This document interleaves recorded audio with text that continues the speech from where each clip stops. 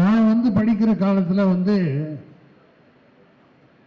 எங்கள் ஊர் பட்டுக்கோட்டை, அப்போ வந்து ராஜாஜி அவர்கள் முதலமைச்சராக இருந்தார்.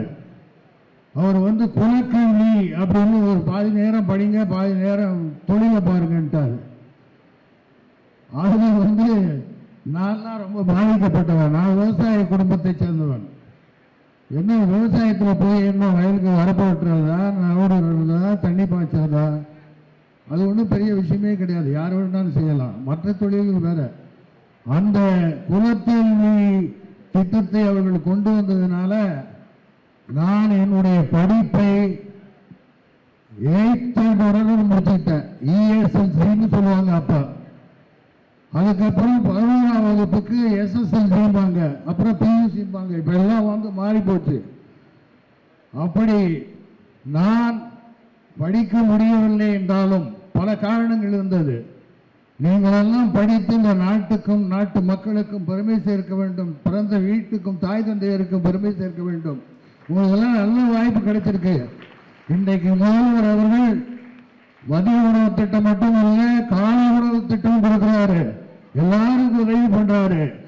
மற்றவங்க நல்லா இருக்கணுங்கிறதுக்காகவே இரவும் பகலாகவும் பாடுபட்டு கொண்டிருக்கிற முதல்வர் தான் நம்முடைய தமிழக முதல்வர் தளபதி அவர்கள். முத்துவேல் கருணாநிதி ஸ்டாலின் என்கின்ற முதல்வர் தான் இன்றைக்கு தமிழக மக்களை, குறிப்பாக பெண்களை, மாணவ மாணவிகளை எல்லாம் காப்பாற்றி கொண்டிருக்கின்றார். அந்த அந்த முதல்வருக்கு பக்கத்துணையாக உறுதுணையாக இருப்பவர் என்று சொன்னால் நம்முடைய அருமை அமைச்சர் சேகர் பாபு அவர்கள் தான். அவர் எப்போ சாப்பிட்றாரு, எப்போ தூங்குறாரு, எப்போ வேலை செய்கிறாருன்னு இல்லை. மக்கள் பணி, மக்கள் பணி, மக்கள் பணி.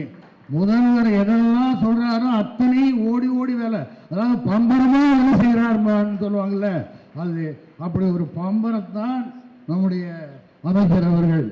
இப்படிப்பட்ட ஒரு நல்ல நிகழ்ச்சிகளை நடத்தி இந்த கல்வித்துறையில் வந்து பார்த்தீங்கன்னா இப்போ கோவை செழியன் அவர்கள் பதவியேற்றவுடன் மிக சிறப்பாக செய்கிறார்கள். அத்தனை அமைச்சர்களும் இன்றைக்கு தமிழகத்தில் இருக்கிறவர்கள் அவரவர்கள் வேலையை அவர்களும் சிறப்பாக செய்து கொண்டிருக்கிறார்கள்.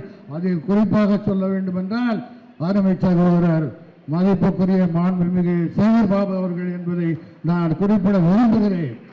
அவர் மூலம் அத்தனை பேரும் இன்றைக்கு பம்பரமாக சுற்றி வேலை சென்று கொண்டிருக்கிறார்கள். இந்த ஆட்சியிலே நீங்கள் எல்லாம் உங்களுக்கு தேவையானதை பூர்த்தி செய்து கொள்ளலாம். எல்லாம் கொடுக்குறாங்க. இதை விட யாரும் ஒன்றும் பண்ண முடியாது. எந்த எந்த எந்த முதலமைச்சரும் மக்களுக்கு இதை விட யாரும் செய்ய முடியாது.